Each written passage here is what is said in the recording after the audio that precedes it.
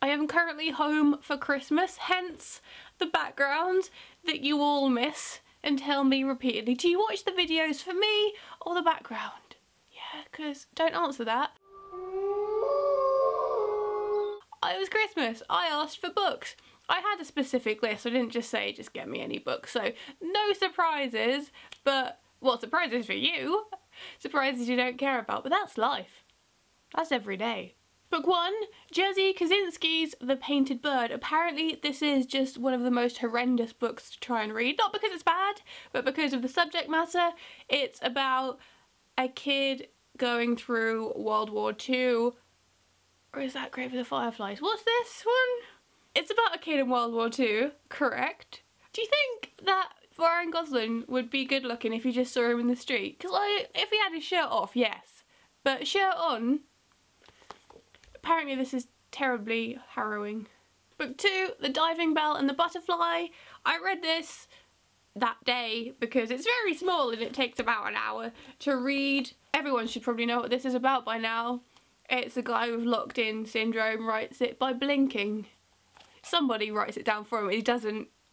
That would be silly. Book 3, The Master and Margarita.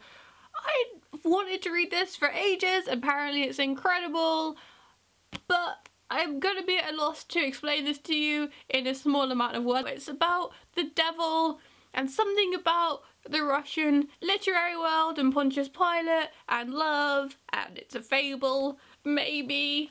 I don't know, there's a lot of pages. 4 is America by Jean Baudrillard. It's just a collection of his essays around America. It's simple. It does what it says on the tin. I'm just down here, I'm just googling. Book 5 is Florence and Giles by John Harding. This is one of those books that are always on like Amazon recommended stuff. It was recommended to me when I bought Susan Hill's The Woman in Black, and I didn't buy it for ages. Good story, me, tell it again, that's a vlog in itself. Apparently it's somewhat like, or influenced by, or makes you think back to The Turning of the Screw, which is fabulous. 6, Journey to the End of the Night by Celine.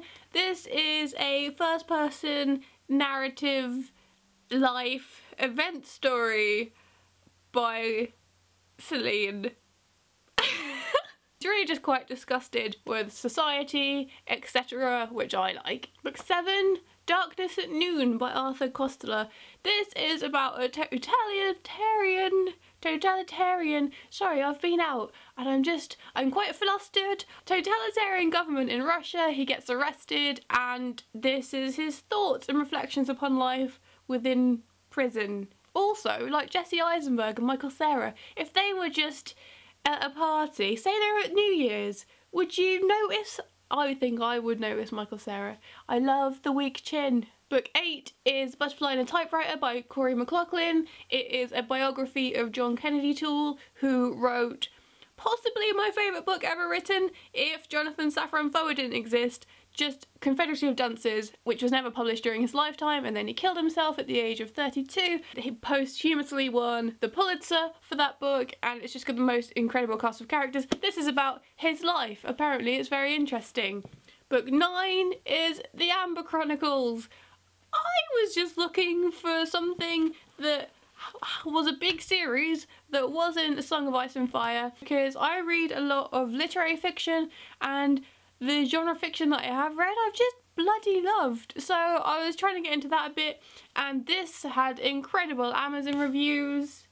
What's it about? It's a titanic battle for supremacy waged on Earth in the courts of chaos and on a magical world of mystery, adventure and romance.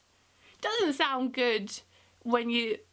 Something was good about it, I remember that. Book 10 is A London Year. It was sent to me by the publishers, and I love it so much. I've started reading it already. It's essentially a collection of diary entries from different people for each day of the year, dating back to like the 1600s. Book 11 is Stoner by John Williams. I bought this myself for my journey home to my parents' house read. I love it already.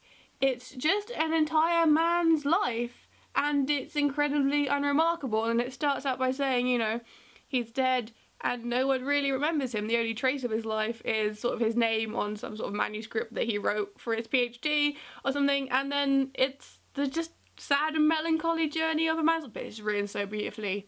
It is right up my alley. And that's it. What have we discussed today? Books, anime, boys. Expect to see some sort of more coherent reviews of these books at some point in 2014.